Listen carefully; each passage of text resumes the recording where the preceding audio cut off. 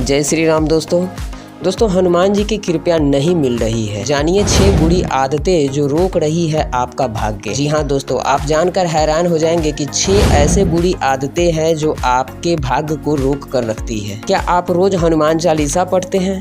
क्या आप मंगलवार का व्रत रखते हैं?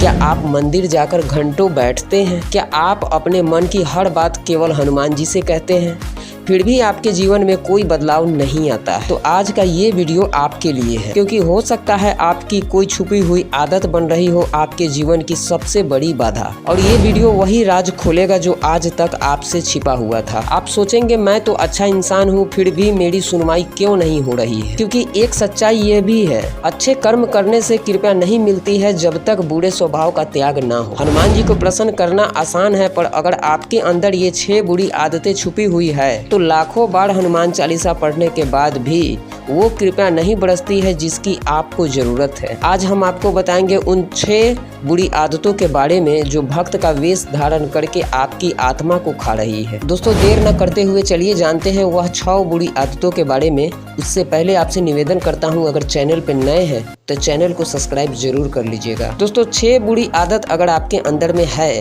हनुमान जी के लाखों बार आप पूजा पाठ कर ले, जीवन भर पूजा पाठ कर ले, हनुमान चालीसा करोड़ों बार पढ़ ले, आप पर कृपा बिल्कुल नहीं होगी।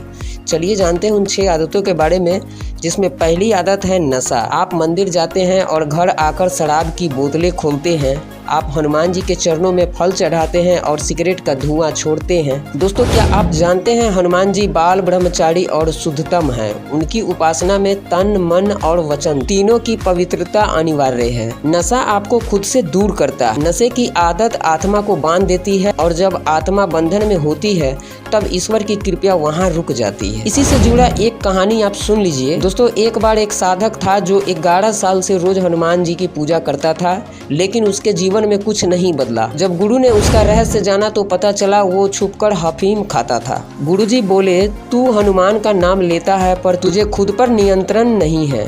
हनुमान तो वही है जो अपनी इंद्रियों को जीत चुका हो। तो सबसे पहली आदत ये है कि अगर आप किसी भी प्रकार के नशा करते हैं तो आज ही उसे त्याग दे, क्योंकि अगर आप नशा करेंगे तो हनुमान जी की कृपा आप पर कभी नहीं होगा। दोस्तों आप हनुमान जी की पूजा भक्ति करते हैं तो ध्यान से इन 6 बुरी आदतों के बारे में जरूर जानें। दूसरी आदत है स्त्री गमन।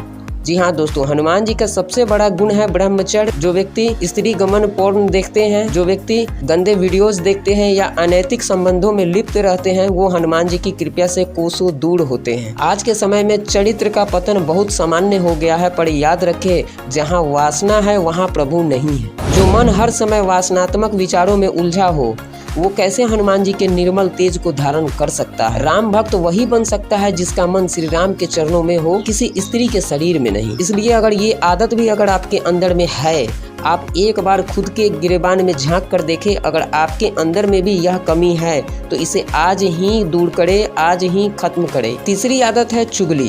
दूसरों की बुराई करने वाला खुद पतन को प्राप्त होता है। आप भगवान की भक्ति करते हैं पर पीठ पीछे किसी की चुगली करते हैं। ये वो पाप है जो हर दिन इंसान को थोड़ा थोड़ा भीतर से खा जाता है। हनुमान जी ने कभी किसी की बुराई नहीं की। उन्होंने रावण जैसे पापी के लिए भी प्रभु श्री राम से प्रार्थना किए कि हे प्रभु, एक अवसर देकर देखिए कहीं सुधर जाए। जरा सोच कर देखिए कि हम क्या करते हैं। हम तो अपने ही भाई बहनों और पड़ोसी और मित्रों के बारे में कड़वे शब्द बोलते हैं। चुगली करने वाला मनुष्य न केवल दूसरों को गिराता है बल्कि अपनी आत्मा को भी गंदा करता है। तो दोस्तों अगर यह चुगली करने की आदत अगर आपको भी है तो इसे तुरंत त्याग दें, क्योंकि ऐसे लोगों पे बालाजी की कृपा कभी नहीं होता है। चौथा बुरी आदत है नकारात्मक विचार। याद रखिए जो हिम्मत हार गया वो कृपा से भी हार गया। हनुमान जी तो वो है जो असंभव को भी संभव बना देते हैं। दोस्तों विश्वास ही वो दीपक है जिसके कृपा की लौ जलती है। इसलिए अगर आपके अंदर में भी नकारात्मक विचार है तो इसे तुरंत त्याग दे, ताकि बालाजी का कृपा आप पर हो सके। दोस्तों पांचवा सबसे बुरी आदत है झूठ बोलना। जो असत्य बोले वह ईश्वर का भक्त नहीं। आप कहते हैं जय श्री श्री राम, लेकिन फिर भी झूठ बोलते हैं। काम के लिए, स्वार्थ के लिए, बचने के लिए झूठ केवल शब्द नहीं होते हैं दोस्तों। झूठ एक कंपन, एक वाइब्रेशन है जो आपके चारों ओर बुराई की ऊर्जा फैलाता है। हनुमान जी सत्य के प्रतीक है। उन्होंने कभी झूठ नहीं बोला, चाहे अपनी जान का संकट क्यों न आ जाए। अगर आप भी चाहते हैं कि हनुमान जी आपके जीवन में हस्तक्षेप करे तो सबसे पहले सत्य को अपनाइए, क्योंकि सत्य की धरती पर ही कृपा का फूल खिलता है। इसलिए अगर ये भी बुरी आदत अगर आपके अंदर में है तो आपका विनती कभी भी हनुमान जी तक नहीं पहुंच पाएगा। दोस्तों, छठा बुरी आदत है दया का अभाव। जो दूसरों के दुख से नहीं दुखता वो भक्त नहीं। क्या आपने कभी किसी भूखे को खाना दिया? क्या आप कभी किसी रोते हुए को गले लगाया? क्या आप भी वही है जो कहते हैं कि मुझे क्या लेना देना है? दोस्तों, जिस दिल में करुणा नहीं वहाँ कोई भी देवी देवता स्थायी रूप से नहीं टिकते। हनुमान जी दयालु है। उन्होंने सबरी को अपनाया, विभीषण को गले लगाया, अंगद को सहारा दिया। याद रखिए, दया ही वो कुंजी है जिसे कृपा का द्वार खुलता है। इसलिए अगर इस तरह के कोई भी आदत अगर आपके अंदर में भी है तो आप इसे तुरंत त्याग दे और फिर आप हनुमान जी से अपने जीवन के लिए, अपने सपने के लिए जो भी प्रार्थना करेंगे वह हनुमान जी तुरंत स्वीकार कर लेंगे। दोस्तों, अब जरा सोचिए, क्या आप भी इन 6 आदतों में से किसी एक आदत का शिकार है? जैसे नशा, कुचरित्र, चुगली, नकारात्मक सोच, झूठ, दया का अभाव। अगर हाँ तो जान लीजिए आपके और हनुमान जी की कृपा के बीच यही दीवार खड़ी है और जब तक ये दीवारें नहीं टूटती आपकी पूजा पाठ, व्रत, चालीसा सब अधूरे हैं। अब सवाल है क्या करें? तो दोस्तों, इसका सीधा सा उत्तर है त्याग करें। हनुमान जी के समर्पण का अर्थ है अपने भीतर की बुराइयों से युद्ध करना। आज से ही तय कीजिए, मैं अब कोई नशा नहीं करूंगा, मैं अब चरित्रवान बनूंगा, मैं किसी की बुराई नहीं करूंगा, मैं आशावादी बनूंगा, मैं झूठ नहीं बोलूंगा, मैं दयालु बनूंगा।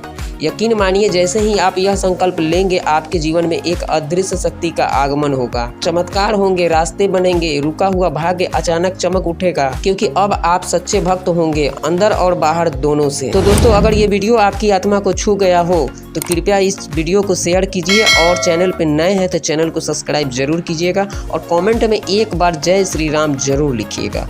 जय श्री राम।